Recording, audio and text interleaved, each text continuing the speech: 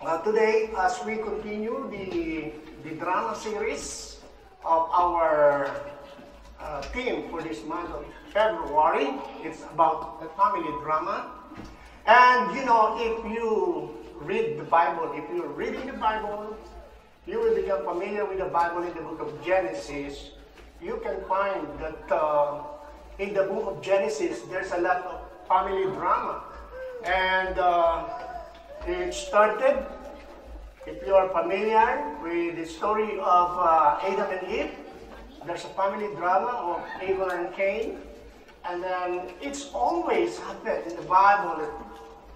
I don't know if always or most of the time that the younger is always blessed than the older. Like the story of Eve, for Adam and Eve. Abel is blessed, but he was killed by Cain.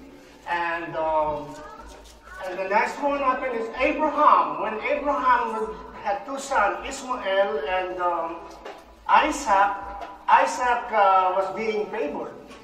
And when Isaac begat two sons, it's Esau and Jacob. So the younger is being blessed, and it's prominent in the Bible, like in the story of Joseph. Joseph is a younger. He was blessed. And today, we will be talking about the family dynamics of happen in the family of Isaac. So sino yung mga starring roles dito, mga kapatid, no? Si Isaac, Rebecca, Esau, and Jacob. And Isaac, when he was married to Rebecca, he was about 60 years old. So in the focus of our scripture today, our focus can be found in Genesis chapter 25, verse 20 to 34. So the family of Isaac, it's a long story. That's why we have to make it in segmented lesson, because it's a long story. So I just put one of the series of their family series. This study is focused on the birthright, and studying the twins, the Esau and Jacob, and our focus is on Genesis chapter 25, verse 20 to 24. And I'm trying my best. I will try my best to explain to you verse by verse of that. And Abraham was 100 years old when Isaac was born, according to Genesis chapter 21, verse 5. And he lived for 175 years old. Pero nyo, 175 years old, mga kapatid, nanganak si Abraham. Nagkaroon siya ng anak 100 years old. He lived for 175 years old. Tignan niyo, kapatid, no? And in Genesis chapter 25, verse 20, it said here that Isaac was 40 years old when he married Rebecca, daughter of Bethuel, the Aramean from Padam Aram, and sister of Laban the Aramean. So ito, mga kapatid, no, si Isaac, 40 years old siya. When Abraham was 100 years old, nagkaroon siya ng anak. Kaya ang anak niya, si Isaac was 40 years old, meaning to say, Abraham was 140 years old when he married Rebecca, the daughter of Bethuel, the Aramean. And in chapter 26, chapter 25, verse 26, sabi doon, Abraham was 60 years old when Rebecca gave birth to them. So, 60 years old si Isaac nang siya ay nagkaroon ng anak na kambal, no? Ibig sabihin, kung 60 years old siya, Abraham is already 160 years old. And the Bible said he lived for 175 years old. Kaya mga kapatid, when the twins born, Abraham was about 160 years old. And the Bible said Abraham lived 175 years. So, kaya mga kapatid, Esau and Jacob, when they were born, the twins was born, Abraham was about 175 years old, and that's 160 years old. And then, nung pinanganak mga kapatid, yung twin, lumaki sila, they were about 15 years old nung namatay si Abraham. Kaya 175 years old ang buhay ni Abraham. To 160 years old si Isaac, 160 years old si Abraham nung nanganak si Isaac. Tapos nung mamatay siya 175. So 15 years old yung kambal nung pinanganak, nung lumaki sila. So Rebecca was the daughter of Bethuel and was the sister of Laban. Si Rebecca, mga kapatid, pamangkin to ni Abraham. Pamangkin ni Abraham yan. Kasi mga kapatid ko, apo to ni Abraham. Because si Bethuel, pamangkin siya. Ito yung sister ni Laban, si Rebecca, who was the sister of Laban, and siya yung future father-in-law ni Jacob. Kaya kapatid, Genesis 25:20, it said here, that Isaac was 40 years old when he married Rebecca, daughter of Bethuel and Aramean from Padam Aram, and sister of Laban the Aramean. So the grandparents of Rebecca were Nahor and Milcah. Siya yung grandparents ni Rebecca, kasi yung tatay niya si Bethuel. Si Bethuel, ang tatay naman niya si Nahor. And sabi niya sa verse 24, she answered him, I am the daughter of Bethuel, the son of Milcah bore to Nahor. Si Milcah, ito yung asawa ni Nahor. And who is Nahor? Nahor was Abraham's brother. So Abraham's brother, so Genesis 24:15, she was the daughter of Bethuel, son of Milcah, who was the wife of Abraham's brother Nahor. So kung titingnan natin mga kapatid, ang genealogy of Abraham, ang tatay niya si Terah, si Abraham, si Nahor at si Haran. Sila yung magkakapatid. No? Eh si Abraham, napangasawa niya si Sarah, nagkaroon sila ng anak, si Isaac napangasawa si Rebecca, at nagkaanak si Isaac, si Esau and Jacob. Si Rebecca galing kay Bethuel, na anak ni Nahor, na kapatid ni Abraham. Ang gulo, no? No? Parang yung isang kilala ko dyan. Yung tatay niya, kumpare niya. Yung anak niya, kumpare niya. Ang gulo talaga. Yung lolo niya, ang na niya. So verse 21 in Genesis 25, mga kapatid. So, patuloy tayo sa drama na to. Isaac prayed to the Lord on behalf of the wife. So, kayong mga ama, you, the father, kayong mga haligi ng tahanan, you must become the one prayerful. Yeah? You are the king of the house, but the wife is aged. Kayo ang hari, pero ang asawang babae ang alas. Amen. So, sabi dito, Isaac prayed to the Lord on behalf of his wife. Siya mismo ang nagpe-pray sa kanyang asawa. Huwag niyo sigaw ang asawa niyo. Kung sigaw niya, hindi kayo kakain. Walang lulutuin. If mommy is not happy, everybody has problem. Amen. So, Isaac prayed for Rebecca because she was childless. So the Lord answered his prayer, and his wife Rebecca became pregnant. Power of prayer, no? Diba? Because during that time, in the ancient time, hindi po ganap ang pagkababae kapag walang anak. You will become an ostracized of society. The society will reject you if you are a mother but you don't have a child. So, ngayon mga kapatid, pag wala kang anak, no?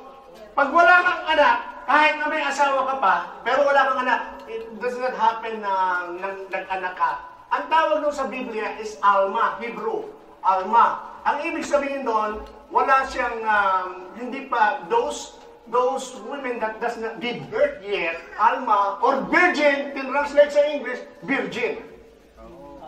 Virgin pa rin ang tawag doon kapag hindi pa nanganganak at hindi ka pagganap ng mother. O sa Hebrew naman, actually sa Hebrew, is alma. Ang ibig sabihin nun, virgin, it does not denote to a sexual experience, but it is a family status.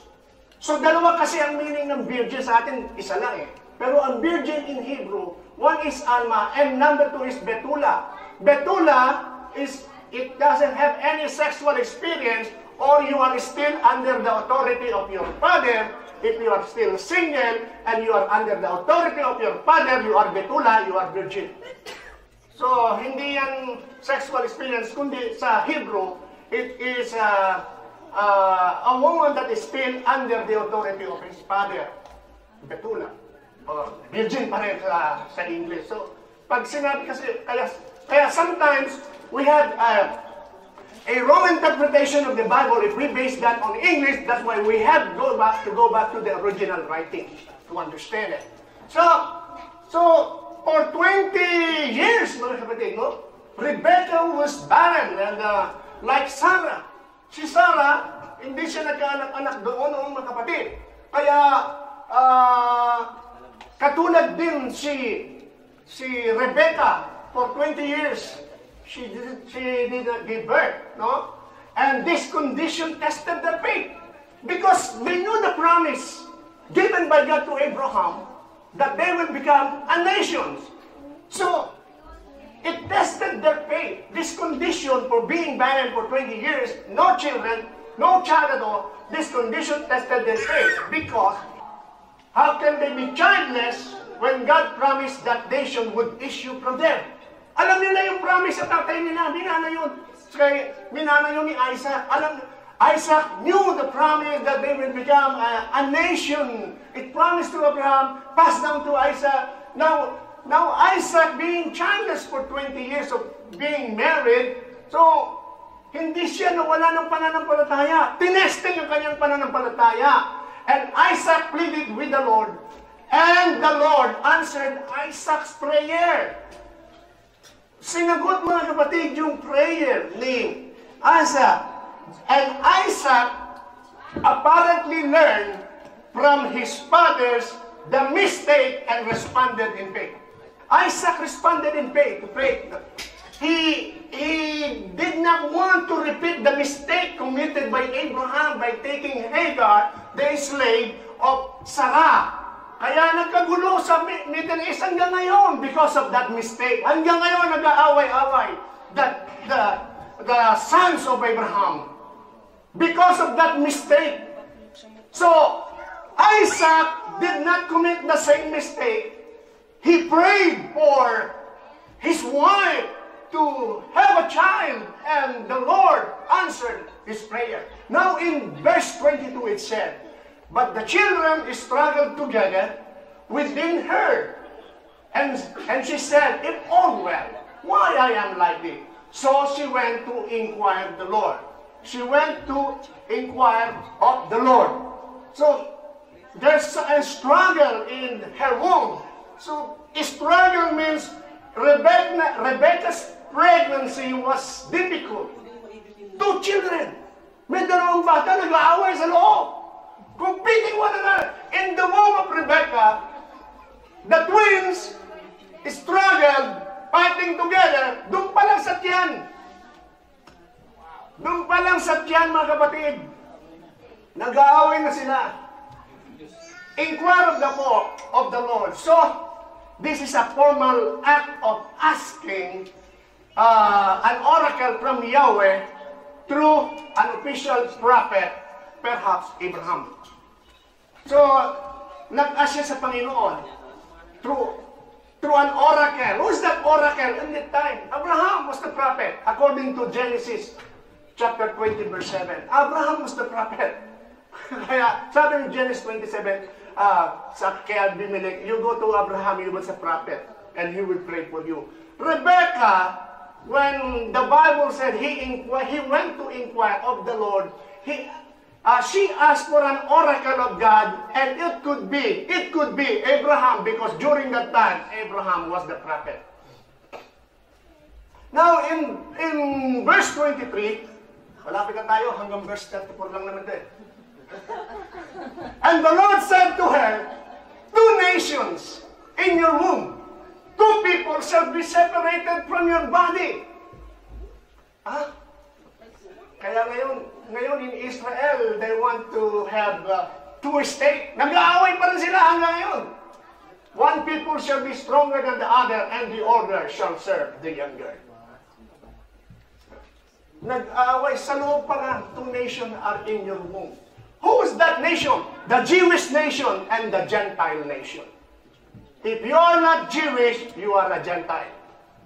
We are a Gentile. We come from Esau. 2 nations, the Jewish nation and the Gentiles nation. So in the ancient Middle East, the firstborn would have preeminence. Meron silang tawag dito, marami silang benefits. But here in this story, God chose the younger. And the older shall serve the younger. God's choice of younger son over the elder ran against the natural. Diba? Parang hindi tama yun. It ran against the natural. Kailangan pamanahan mo yung panganay. Maski yung Word of God sinabi yun, yung Word of God sa panahon ni Moses.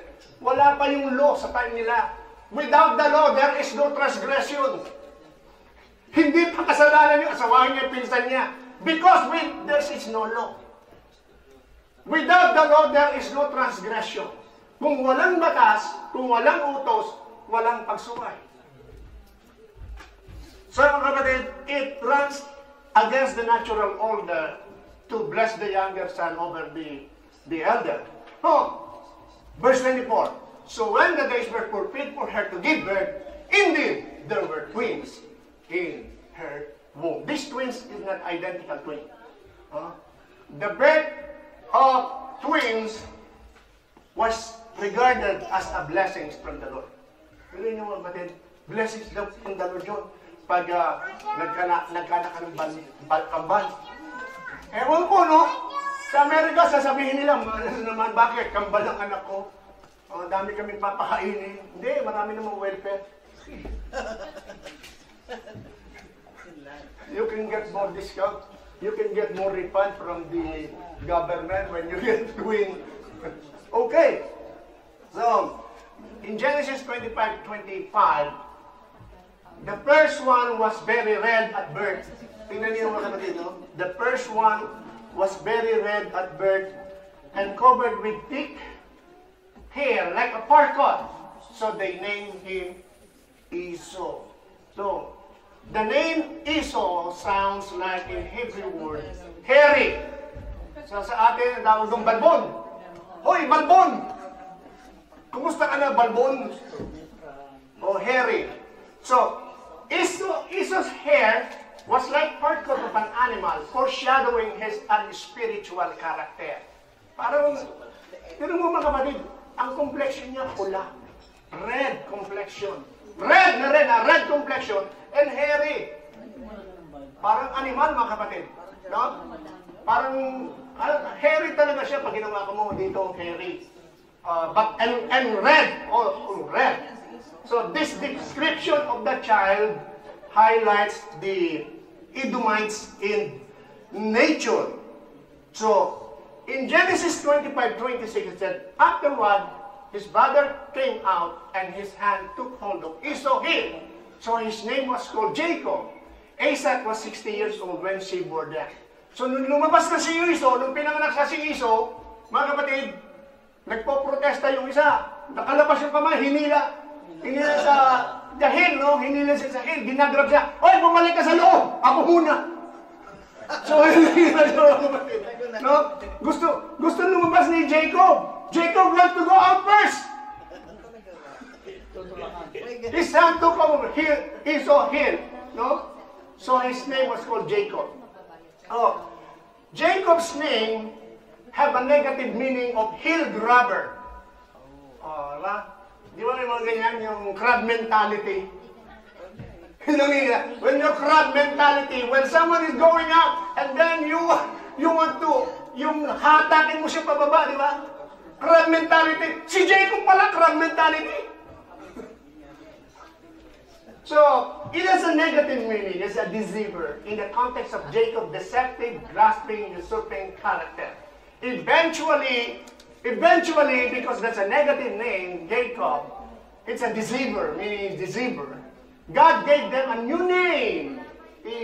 God gave him Israel. So, sabi doon sa Genesis 32:28, and he said, your name shall be no longer be Jacob, but Israel, for you have struggled with God and with men and have prevailed.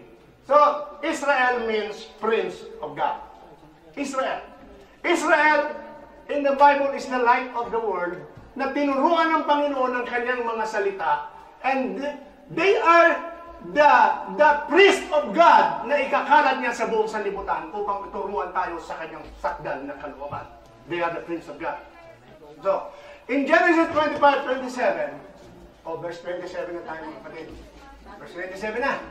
So the boys grew, and Esau was a skillful hunter, a man of the field, but Jacob was a mild man dwelling in tent. So magkaiba yung ugali, no? Yung isa, mahilig lumabas. Yung isa, lagi nasa bahay. Then, ano din siya? Jacob is also a shepherd. But he didn't go far away. So, Esau was a skillful hunter. So, hunter, in contrast with the mild man, so the contrasting temperament and interest of the two sons is similar to the contrast between Cain and Abel. Makikita niyo, no? In contrast with Cain and Abel, halos parehas mga kapatid ang pag-uugali nila. Esau was a skillful hunter, meaning a predator, no? Kumbaga, di ba yung itsura niya mukha siyang animal? A predator, kasi hairy siya and then kulay red pa siya. And an outdoorsman, wild man who loved the wild country. So mahilig siyang gumana. He wanted to go out.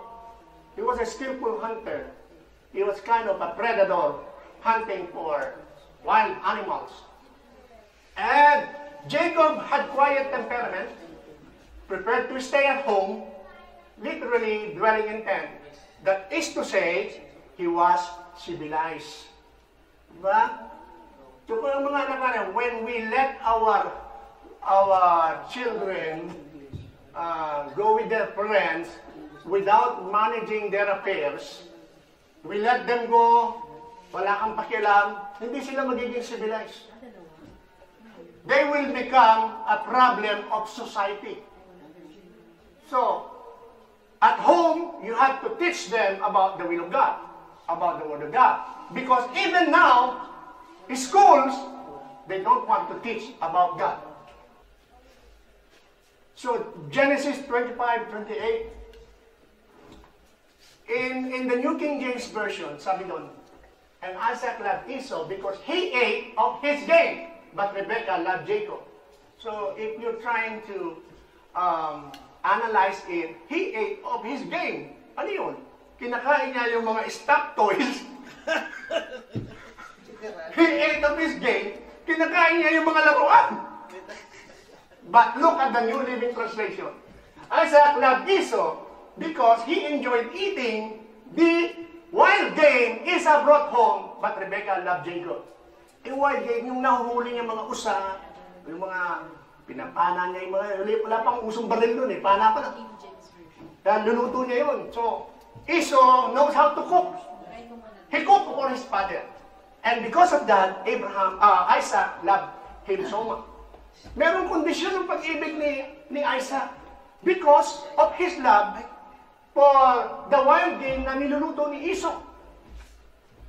So, the parent each practiced favoritism.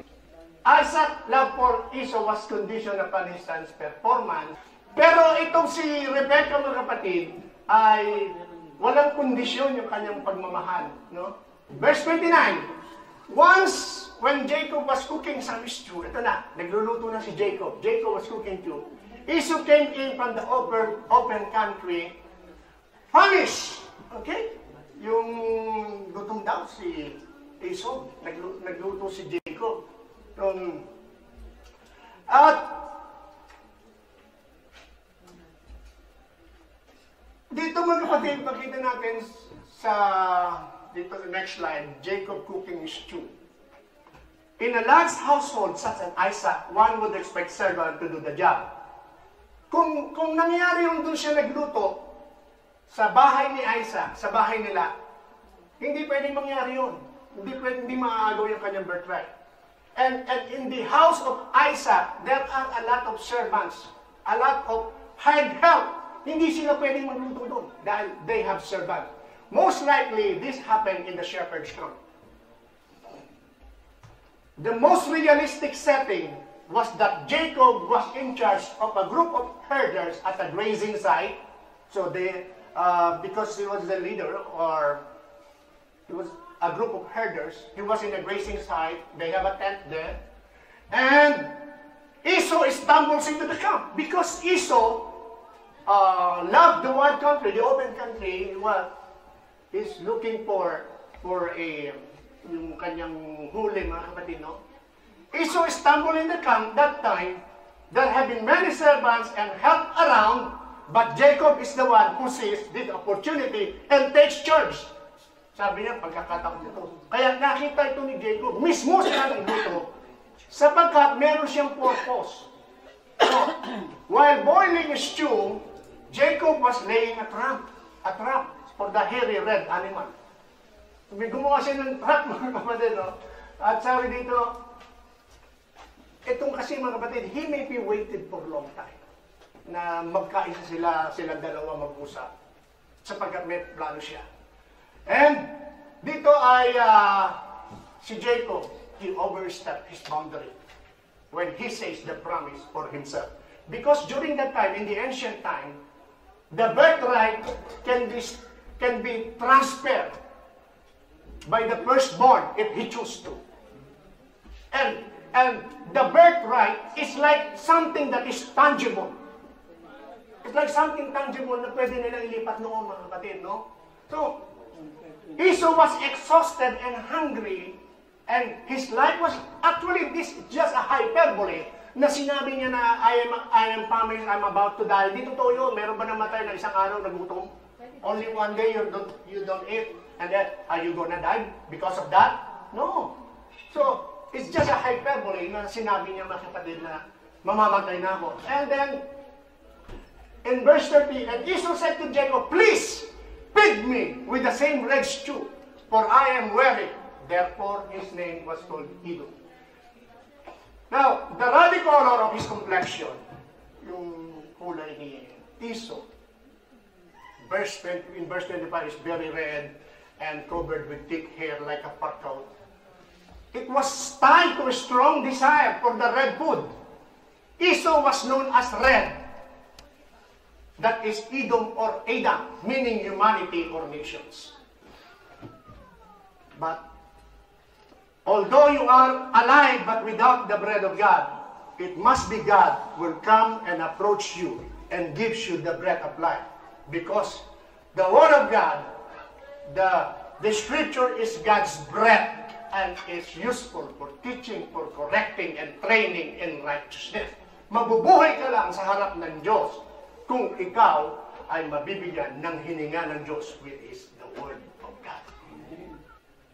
In the Son of God, we still unfinished or we're not complete. Kasi mga kapatid, alam ba ninyo, when you are incomplete, like if you don't know the Word of God, you don't know about God, in the sight of God, we are animals. We are Esau. We are red. We are Adam. We are humanity. We are animal in the sight of God. That's why, one day, nung ang Panginoon, mga kapatid, ay nag-uusap, the Pharisees said to Jesus, oh, you have to flee because Herod is going to kill you. And Jesus said in Luke chapter 13, verse 32, he said, sinabi John, go tell that fox Herod was called fox. What is fox? Animal. About, if you are incomplete, you don't know about the Word of God, even though you walk in this planet Earth, you have your 5 senses, you have this intelligence, but you don't know about the Word of God, you are animal in the sight of God. That's why God called this Gentile woman little dogs in Matthew chapter 15, verse 26. Because this Gentile woman was asking for something, and Jesus said, it is not meant, it is not good to give the bread of the children, or for the Jewish people. It is not good for the children to give the bread to the little dogs. Kung tinawag yung little dogs yung, but sabi naman, yes, Lord, it's true. But even the dogs can eat the crumbs under the table of their master. And then Jesus said, you have a greater faith. Yeah? So what I want to say here is, if people don't know about the Word of God, you are incomplete. You are Esau. You are hairy animal in his sight without the knowledge of the Word of God. You are dogs, you are fox, you are animal. And Jesus called the Pharisees, you are brood of vipers, you serpents. So tinatawag siyang mga hayop, di ba?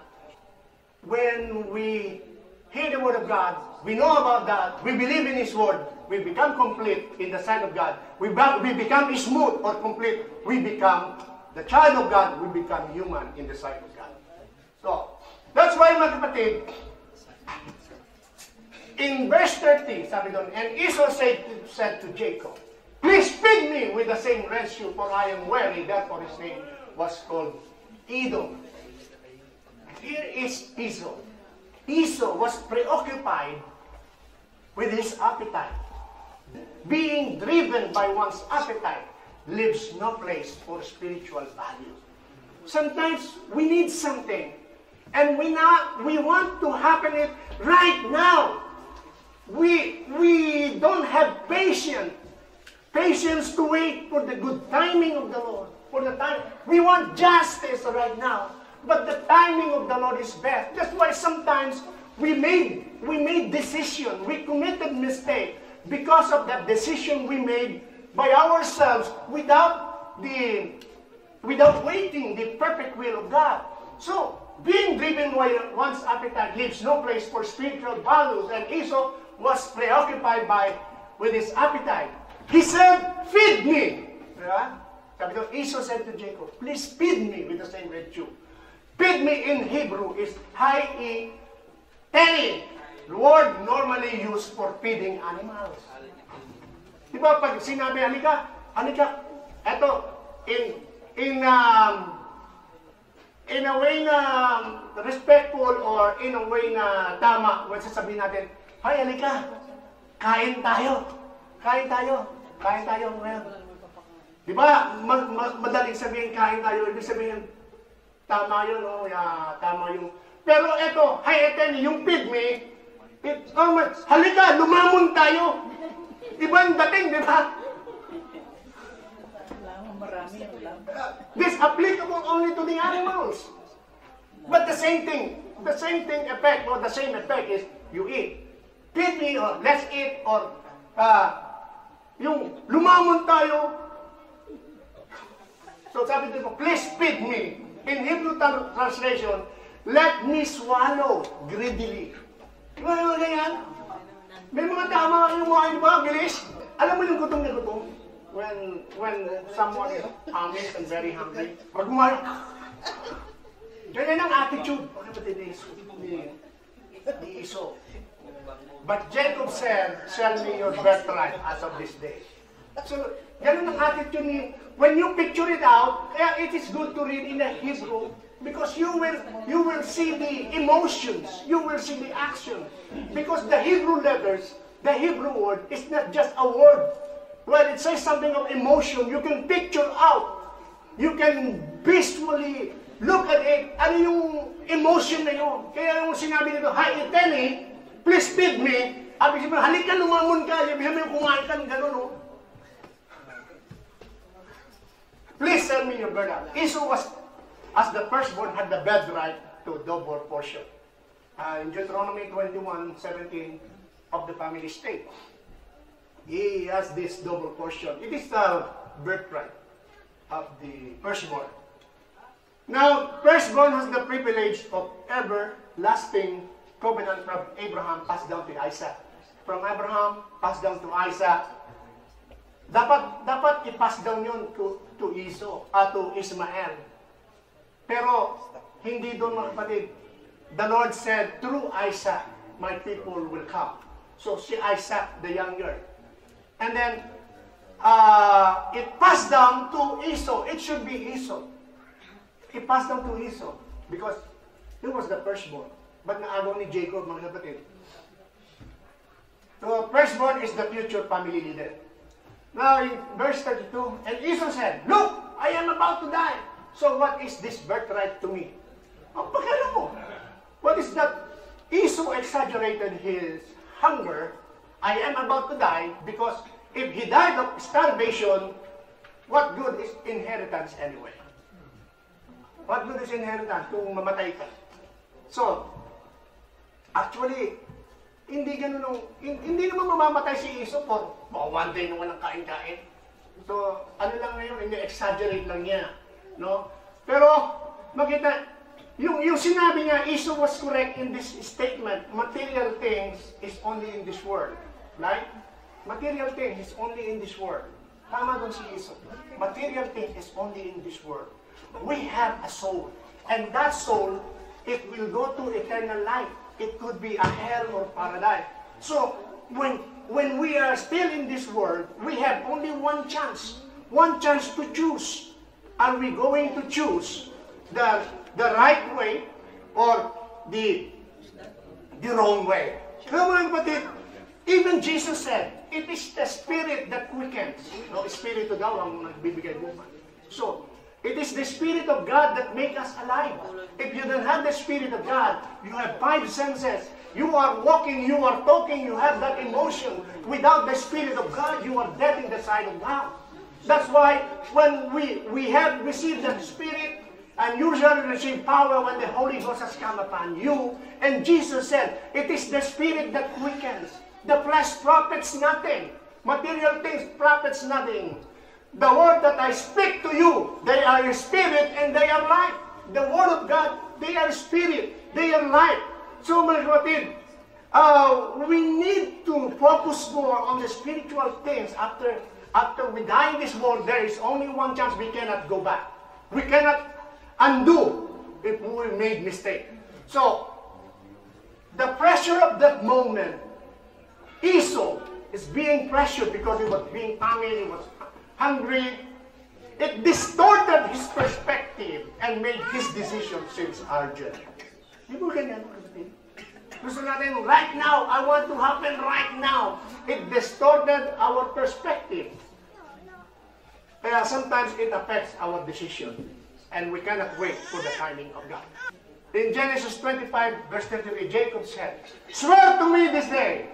So she swore to him and so this birthright. Swear to me is a formal oath, even though unwitnessed in the ancient time, even though unwitnessed, because people back then, they have fear in heart. Kumikilala silang may Diyos, mga kapatid, noong unang panahon talaga. Kaya, pag nag-swear ng oath, even unwitnessed, ito mga kapatid ay kinikilala. So, it is binding by both parties. So, Jacob was the better hunter in this occasion. He was hunting for the birthright. He was the better hunter, better than Esau. And the oldest son could sell his birthright or give it away if he chose. But in so doing, he would lose material goods and leadership position. Sabi niya, sige, bigay ko na sa iyo. So, by trading his birthright, Esau showed complete disregard for the spiritual blessings that would come his way if he had kept it. Sana, mga kapatid, no? Kung inano lang niya yun, marami siyang blessing sana kung ikinip niya yung ano niya. 25:34. And Jacob gave Esau bread and stew plantains Then he ate and drank, arose, and went his way. Then Esau despised his birthright. So because Jacob made Esau swear to sell his birthright, the decision cannot be undone. That is the moral story. There are some division that you are going to do, you cannot undo. You cannot undo. We were cursed. In the Garden of Eden, we are cursed. But Jesus, that's why Jesus came to undo the curse. He is the only one. He was the only one to undo the curse. It happens in the Garden of Eden. The curse was mentioned by your sweat, you will eat. And it also happened in the garden that the curse is being undone. In the Garden of Gethsemane, Jesus sweat like blood. His sweat drops like blood. Yung pawis niya parang dugo. Binihiran niya ng dugo maski yung the curse of God saying to Adam and Eve, thorns and thistles shall grow. Jesus undo it in the Garden of Gethsemane. Yung sinabi niya ng Panginoon, by your sweat you will eat, by the sweat of the Lord Jesus Christ, it drops like a blood. He was undoing the curse. And the curse was mentioned in the Garden of Eden, thorns and thistles shall bring to you. Yung tinik daw at saka yung mga bagay-bagay na sumpa, thorns, tinik, ang darating sa tao. Jesus Christ was become the King of Thorns. Kaya may corona siyang tinik. The crown of thorns, when you are the king, you have a crown. That's why Jesus, when they give him a crown of thorns, he is the king that can command to undo the curse. And that undoing happened in the garden and in the cross of Calvary. Hallelujah. So by our decision, yung may mga decision tayo, you cannot undo, kaya maging malingat tayo. So the most difficult part of overcoming temptation is often getting through that short and pressure-filled moments. Pero ano yung mga temptation dumarating? Kasi gusto mo pagbigyan na yung sarili mo eh. Kaya napipressure ka, nakakagawa ka ng desisyon. Bahala na. Hindi, mga kapatid. Kailangan, we must be prayerful so God could always guide us in every decision that we are going to. Despise meaning contempt or disrespect. When Esau despised of his birthright, yung despise na tinatawag dito mga kapatid is contempt or disrespect. Dinisrespect niya mga kapatid.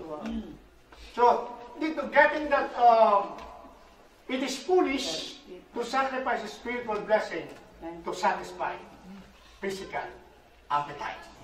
It is foolish, mga kapatid, to satisfy our physical needs and forget about the spiritual need.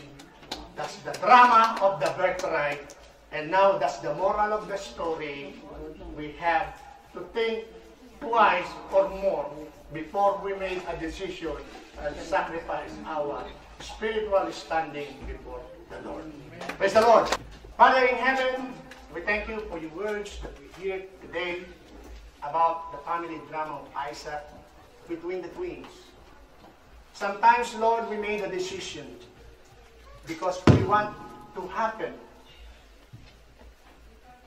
in our timing. That's why we are not guided. Lord, I pray that you will give us the power. Empower us with your Holy Spirit. Peter said in Acts chapter 1 verse 8, and you shall receive power when the Holy Ghost has come upon you. Lord, it is you who said that you will give us a new heart and new spirit through your prophet Ezekiel. And it is you who said through your prophet Jeremiah that you will have a covenant, a new covenant, that you are going to write your laws in our hearts and in our mind. Even though, Lord, we don't know about your words, but you have made us according to your image. I pray, dear Heavenly Father, to those that are present today, write your laws in the tablets of their hearts, and put your laws in their mind as a helmet of salvation. Lord, bless each and every one of us. Lord, I pray that your word will germinate and it will bring them greater faith. I pray, dear God, to those who have problems right now, to those who are suffering. Dear Heavenly Father, have mercy on us. Have mercy. Give your mercy and your favor to each and every one of us, Lord. Bless them, O God. We thank you for your word. We thank you, dear Heavenly Father. The Lord will bless you and be gracious to you. The Lord will smile on you and give you peace. The Lord will give his mercy and favor on you and will protect you. In Jesus' name, our Messiah. Amen.